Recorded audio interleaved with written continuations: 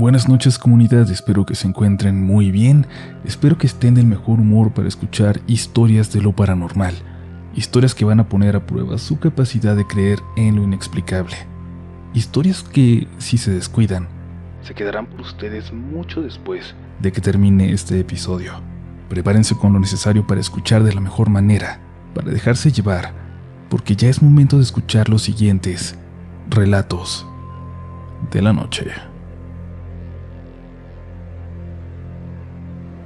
Hola comunidad, soy un seguidor bastante activo.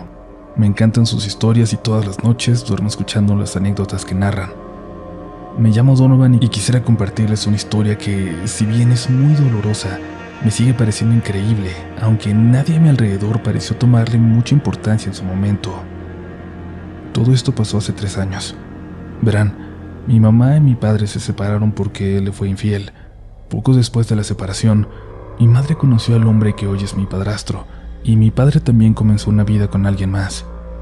Gaby, mi madrastra, ha sido siempre una persona bastante buena, y aún ahora lo sigue siendo conmigo. Mi hermana y yo le tuvimos rencor mucho tiempo a mi papá por haber engañado a mi mamá, pero con el tiempo logramos perdonarlo. A pesar de la infidelidad, mis padres y sus respectivas parejas comenzaron a llevarse bien. Mi mamá nos dejaba ir cada tanto a pasar unos días a casa de mi padre, y a nuestro modo éramos felices. Unas 2 semanas antes del 7 de junio, que es mi cumpleaños, hablé con mi papá y le dije que, como regalo, quería un juego de Lego. Él no tenía mucho dinero, pero me prometió que haría todo lo que pudiera para comprármelo. En ese momento yo no sabía si estaba mintiendo o si me hablaba en serio, pero, en fin, decidí creerle. Esa fue la última vez que hablamos. Lo abracé y ahora que lo pienso, ese abrazo ha sido de los más cálidos de mi vida. Desearía haberlo abrazado más fuerte y durante mucho más tiempo. Llegó el día de mi cumpleaños y los invitados, entre ellos amigos y familiares, comenzaron a llegar, pero mi papá nunca llegó a la fiesta.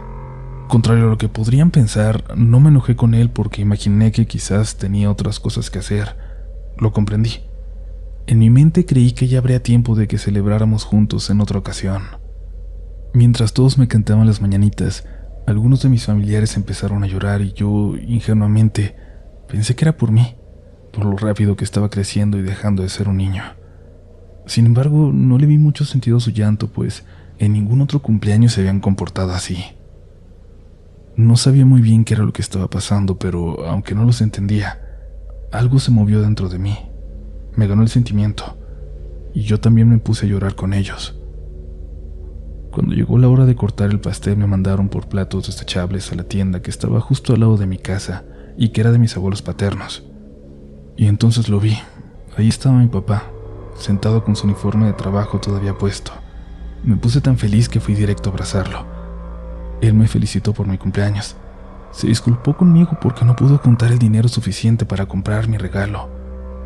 Me dijo que me lo quedaba de ver, pero que prometía dármelo en algún momento. Lo entendí. Era un juguete muy caro y él no ganaba mucho dinero. En ese momento, me dio una foto de él cargándome cuando yo era un bebé recién nacido. Esa foto me pareció un regalo muy bello y todavía la guardo conmigo. Se despidió de mí porque, según me dijo, tenía que ir a trabajar en algo muy urgente. Volvió a felicitarme por mi cumpleaños y me abrazó llorando de felicidad. Mi papá se fue. Se metió entre unas calles vecinas y ya no lo volví a ver. Cuando entré a la casa vi a mi abuelita llorando. Intenté que me explicara qué estaba pasando, pero no me quiso decir nada. Todo se estaba volviendo muy extraño y nadie me quería explicar qué estaba pasando. Al día siguiente, mi mamá me dio la noticia de que mi padre murió la noche anterior a mi cumpleaños. No supe cómo reaccionar. Yo, a diferencia de mi hermana, no lloré. Solamente me quedé en trance. Estaba muy seguro de lo que había visto un día antes. Le conté a mi mamá lo que había pasado, pero ella se negaba a creerme. Me preguntaba una y otra vez si estaba seguro, y al final nunca me creyó. Mientras yo le aseguraba que era cierto, que lo había visto, ella solo me miraba con incredulidad.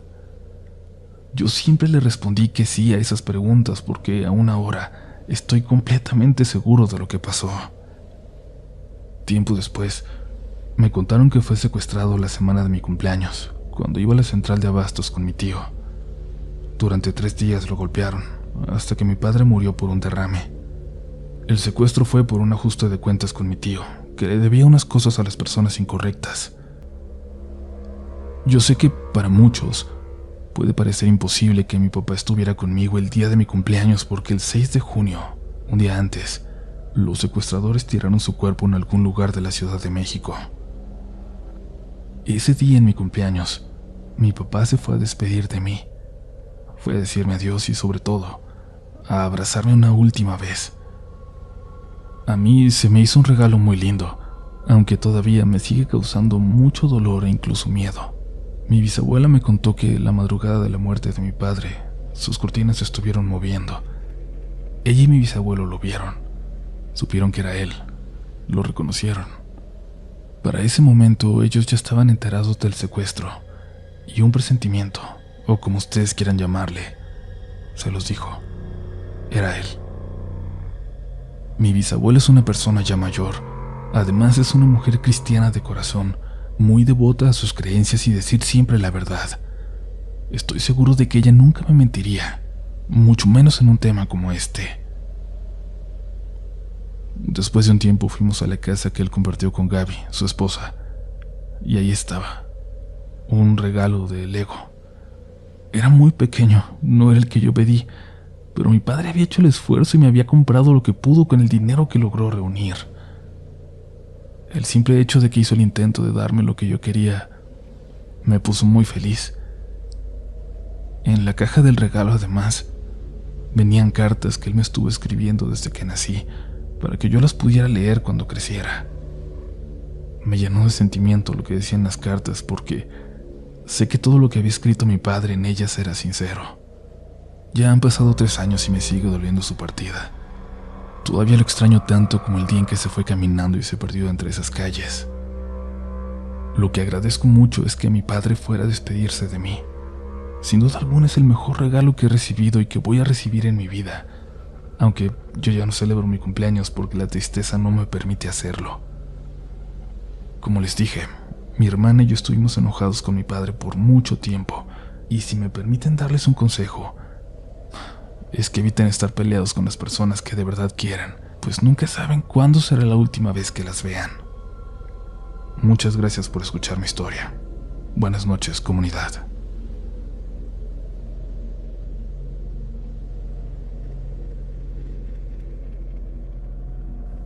Quiero contarles algo, una historia que ya ha estado con nosotros por décadas desde que yo era niño y quizás desde antes, habitando el mismo lugar incluso antes de que lo habitara mi familia.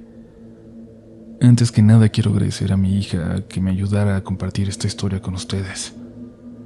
A principios de los 70, entre varios hermanos de mi mamá, compraron un terreno allá en el pueblo, sobre todo por el espacio que tenían para trabajar la tierra, pero el terreno ya tenía una casita en él, pegada en la orilla en el cerro. Abandonada desde hacía años, parecía que no tenía valor alguno, pero las bases eran muy buenas, así que pronto la renovaron y quedó muy bonita, y le dio incluso más valor a la propiedad.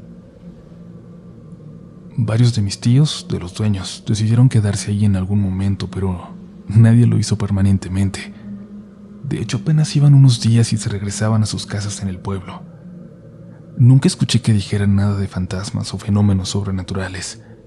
Más bien decían que era difícil estar ahí, en medio de la nada, que era demasiado callado por las noches. La casa, hay que aclarar, estaba en los límites de aquellos terrenos. Ya no se sembraba nada cerca de ahí. Estaba a punto del bosque. Fue en una fiesta que hicimos para los 15 años de una prima que decidimos quedarnos casi todos ahí. Estuvo muy divertida y al final nos quedamos ya solo la familia. Yo tenía 14 años. Ya no quería jugar con mis primos que eran niños, pero tampoco me dejaban estar con los adultos. Uno se siente raro a esa edad. Pero en cierto momento, los grandes empezaron a contar cosas acerca de esa casa, de cómo habían encontrado un álbum de fotos horribles que tiraron en el bosque y que esperaban nunca volver a ver. Por más que intentábamos los que no lo habíamos visto, mis tíos no aceptaron contarnos qué había en aquellas imágenes. Y ahí en esa plática mencionaron por primera vez al señor del sombrero. del sombrero negro. Ahí en el pueblo casi todos usaban sombrero, pero aquel hombre del que hablaban no llevaba un sombrero normal. Era uno de copa, como si fuera un mago, o un habitante de otro lugar, de otro tiempo. Era una historia, una leyenda que se traían entre los niños, pero que cuando llegó a oídos de mis tíos, de alguna forma los incomodó mucho. Algo tenía que ver con lo que habían encontrado en las fotos. Fue muy extraño para mí porque esa era apenas la primera vez que sabía algo al respecto, pero a partir de ese momento se convertiría en un miedo recurrente, real. Y es que un poco más tarde esa misma noche, como a las 11, me mandaron a hablarle a mis primos chicos que andaban alejados correteando entre los primeros árboles del bosque. Andaban haciendo escándalo, así que fue fácil seguir el sonido, sus voces en la oscuridad. Pero de pronto dejé de escucharlos. Fue como si se hubieran callado por completo, como si se los hubiera tragado la tierra. Silencio total. Seguí avanzando hacia donde los había escuchado y los encontré, pero todos estaban callados detrás de los árboles, mirando hacia el bosque. Les hablé cuando me iba acercando para no asustarlos, pero de todas formas todos ellos gritaron y salieron corriendo hacia la casa. A los demás les pregunté qué estaba pasando y me dijeron que nos fuéramos rápido de ahí, que ya me contarían al llegar con los demás. Así lo hicimos. Llegamos a la casa donde estaban mis tíos, pero lo que pasó solo me lo dijeron a mí. Les daba vergüenza decírselo a los grandes, y yo era más grande que ellos, era grande como para cuidarlos, pensaban, pero no tanto como para burlarme o regañarlos. Me dijeron que andaban jugando a las escondidas, cada vez arriesgándose más entre los árboles cuando uno de ellos corrió para alejarse más que los demás y se escondió detrás de un árbol. Se le salía la risa de los nervios y notó que a unos árboles de distancia había alguien más escondido, también aguantándose la risa. «Johnny, ¿eres tú?», le preguntó pensando que era el otro primo de su edad. No lo alcanzaba a reconocer. Estaba oscuro, pero pronto, en el silencio y sin respuesta, notó que esa otra persona escondida tenía un sombrero muy alto. Gritó y corrió hacia los demás. Todos se acercaron, pero él les gritó que se escondieran todos detrás de los árboles. Así lo hicieron todos juntos y se amontonaban para asomarse hacia el bosque, hacia donde había dicho que había visto a aquel hombre tan extraño. Apenas pasaron unos segundos. Ni siquiera alcanzaron a dudar de lo que les había dicho o pensar que era alguna especie de broma, cuando lo vieron correr entre los árboles. Solo la silueta, pero con total claridad. Parecía un señor de traje, de saco muy largo como si le quedara grande, y un sombrero de copa alto. Corrió levantando las rodillas y con unos pasos larguísimos, como si saltara de metro en metro. Se quedaron quietos, intentando ver hacia dónde se había ido antes de correr hacia la casa, y fue entonces que yo los encontré. Al escuchar su historia, solo atiné a decirles que no se preocuparan, que esa noche yo me quedaría con ellos, que todo estaría bien, y aunque estaba muy nervioso, algo me hacía sentir que nada que estuviera en el bosque se atrevería a acercarse a una casa llena de señores rancheros armados con escopetas. Nadie podría ser tan tonto. Nos fuimos a dormir después de un rato. Todos los niños conmigo se durmieron con mucha dificultad. Estaban muy nerviosos, y yo les prometí quedarme en vela hasta que estuvieran tranquilos.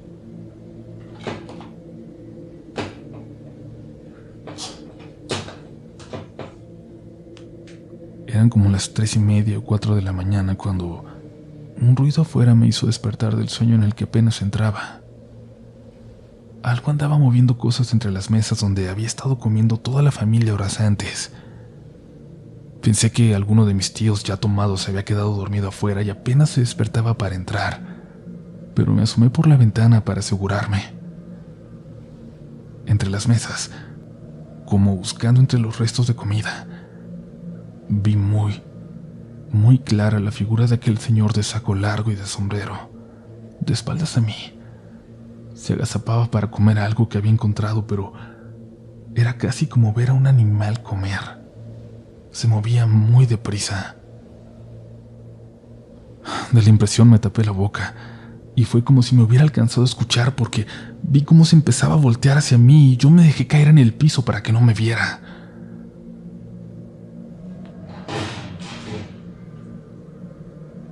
Escuché cómo corrió y tiró algunas cosas entre las mesas.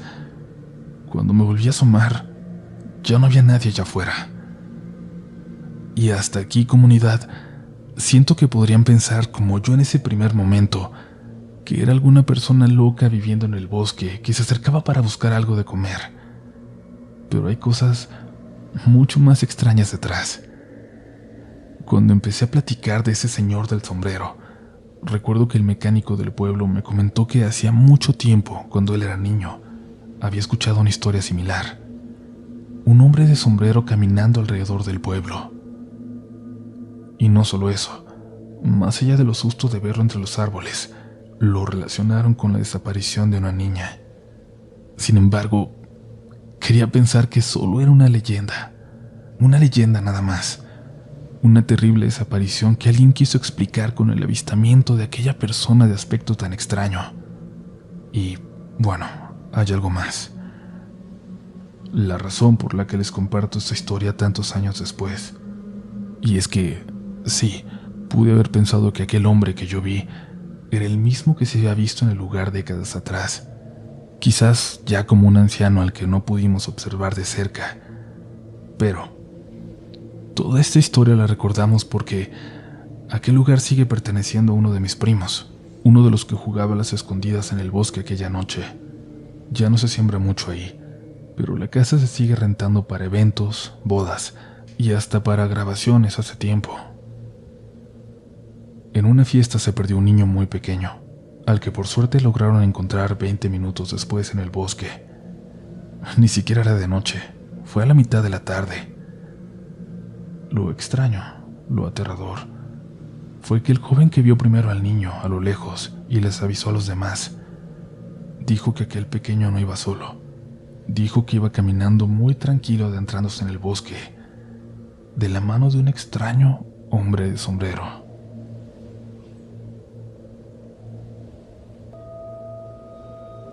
Qué bueno que sigues por aquí. Te recordamos que en nuestras redes sociales siempre estamos esperando tus comentarios, tus opiniones, que nos muestres cómo escuchas Relatos de la Noche y que compartas también material extraño que podría interesarle a la comunidad.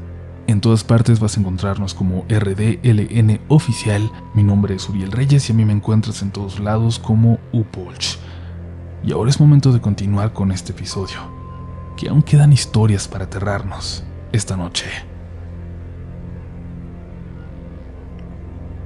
Hola comunidad, llevaba ya un tiempo pensando en escribirles para poder compartir con ustedes este relato. Yo no viví lo que les voy a contar, pero sí lo hizo una persona muy cercana a mí. Mi abuela fue siempre muy sensible a todo tipo de fenómenos paranormales. Hace un año falleció. Su muerte removió muchas cosas en mí y me hizo recordar algunas de las historias que solía contarnos, pero hay una en especial que quiero que conozcan. Mi abuelo era militar, y por cuestiones de trabajo él y toda la familia tenían que estarse mudando con frecuencia. En el año de 1971, sus superiores lo mandaron a la ciudad de Moroleón, en Guanajuato. Cada que lo enviaban a un lugar nuevo, sus jefes le proporcionaban una casa y le daban todo el apoyo necesario para que pudiera reubicarse cómodamente con su familia, que, en ese entonces, estaba conformada por él, su esposa y sus 3 hijas pequeñas. Mi abuela siempre nos contaba que, desde que llegaron a esa casa, se sentía un ambiente extraño, muy pesado, pero era soportable. Sin embargo, con el paso de los días, la familia comenzó a sentir una presencia cada vez más fuerte, más intensa. Era una mujer pidiendo ayuda. Esta presencia se fue volviendo más y más fuerte a lo largo de las semanas. La mujer comenzó a hablarle directamente al oído a mi abuela. Su voz era tan poderosa que mi abuela podía sentir su respiración rozarle el cuerpo. La presencia de la muerta, como nosotros la llamamos siempre, se volvió tan dominante que mi abuela se desmayaba cuando sentía que esa voz le hablaba. Mis abuelos tomaron la decisión de cambiarse de casa, pero en ninguna de las ocasiones que lo intentaron pudieron hacerlo. Llegaron a estar muy cerca de mudarse, con sus cosas ya empacadas y listos para irse, pero siempre pasaba algo que se los impedía. La familia comenzó a rezar, a llevar padres para que les bendijeran la casa. Colgaban oraciones en las puertas y en las paredes, pero por la mañana amanecían tiradas en el piso, como si alguien las hubiera arrancado. Nada de lo que intentaron funcionaba para deshacerse de la presencia de esta mujer que poco a poco iba ocupando más espacio. Iba adueñándose de la casa de mis abuelos. Se percataron de que había también otra entidad viviendo con ellos. Era un hombre, pero su presencia no era para nada comparada con la de la muerta. A causa del miedo que experimentaban, terminaron durmiendo todos en el mismo cuarto. La situación se estaba volviendo insoportable. Era como si la familia entera estuviera siendo desterrada de su propia casa, así que mi abuela decidió intentar comunicarse con esta mujer para poder entenderla. Orillada por las circunstancias, le pidió a la muerta que le dijera en qué podía ayudarla. Le dijo que cualquier cosa que quisiera decirle se lo comunicara en sus sueños, pero que por favor, ya no se le apareciera ni le hablara con esa voz que le aterraba y que tantos daños le hacía. Y tal como se lo había pedido, la mujer se comunicó con ella en sus sueños y le contó su historia. La muerta le dijo que durante la época de la revolución ella acababa de dar a luz a un bebé. Su marido regresó a casa para conocer a su hijo y a dejarles el dinero suficiente para que pudieran sobrevivir durante su ausencia. Al ser un pueblo tan chico, rápidamente se corrió la voz de que el esposo de la mujer había vuelto y además con bastante dinero. El compadre del marido, después de haber escuchado los rumores y motivado por la ambición, fue a casa de la mujer que para ese momento ya estaba sola de nuevo. Ella había escondido el dinero que le dejó su marido en un pozo de agua y a pesar de las amenazas, se negó a decirle al compadre dónde había guardado ese fajo de billetes del que, al parecer, todos en el pueblo se habían enterado. Él terminó asesinándoles y arrojó su cadáver y el de su pequeño al pozo. En el sueño, la muerta le pidió a mi abuela que desenterrara sus huesos y le advirtió que, de no hacerlo, ella se llevaría a su hija menor, una bebé de 1 año y medio que hoy es mi mamá. Para este momento mi abuela estaba aterrada porque de pequeña mi mamá era una niña muy enfermiza y nadie sabía qué hacer, ni siquiera sabían cuál era la enfermedad que le afectaba. Además mi mamá se pasaba todo el día llorando y muchas veces señalaba a algo que nadie más podía ver. Mi abuela, a pesar del miedo que sentía, decidió comenzar a escarbar. Y cuando su esposo llegó del trabajo le contó la petición que le había hecho a la muerta. Mi abuelo no creía mucho en apariciones ni en muertos que volvían para llevarse niños, pero ante la posibilidad de perder a su hija, él también comenzó a escarbar. Después de horas cavando, encontraron bajo la tierra un cráneo pequeño, el de un bebé. Hasta el día de hoy mi abuelo jura que al sacar el cráneo, escuchó un suspiro de alivio, como el de alguien que finalmente puede descansar. Continuaron escarbando hasta que sacaron todos los huesos y, como la muerta lo había pedido, llevaron sus restos y los de su hijo al panteón. Las cosas estaban mucho más tranquilas. Solo quedaba la presencia de aquel hombre que, si bien no se hacía notar demasiado, les seguía incomodando, y por más que intentaban, no lograban cambiarse de casa, mucho menos podían irse de la ciudad. Un día llegó al trabajo de mi abuelo un muchacho que iba a hacer su servicio militar. Él, además de venir de una familia muy pobre, era foráneo y no tenía un lugar donde quedarse. Mi abuelo se compadeció de él por la situación tan difícil que atravesaba y lo invitó a quedarse en la casa de la familia. Mis tías y mi mamá se encariñaron mucho con este muchacho. Incluso después de terminar el servicio se quedó en casa de mis abuelos un tiempo. La muerta nunca volvió, pero aquella presencia masculina que siempre había sido tranquila, incluso podría decirse que hasta pacífica, parecía tener algo contra el muchacho. Era al único al que molestaba. Un día el muchacho se metió a bañar. Mi madre y mis tías lo estaban esperando para ver el mismo programa que siempre veían juntos todas las noches, pero el tiempo pasó y él no salía. Tardó tanto tiempo dentro de la regadera que incluso terminó el programa y todos en la familia comenzaron a preocuparse. Como no daba ningún tipo de respuesta, mi abuelo tuvo que forzar la cerradura para ver qué estaba pasando. Cuando por fin lograron abrir la puerta, lo encontraron tirado con un fuerte golpe en la cabeza. El pobre tardó mucho en recuperar la conciencia. Les contó a mis abuelos que un hombre muy parecido a él lo había golpeado en la cabeza y le pidió que confesara lo que había hecho en esa casa para que pudiera descansar en paz.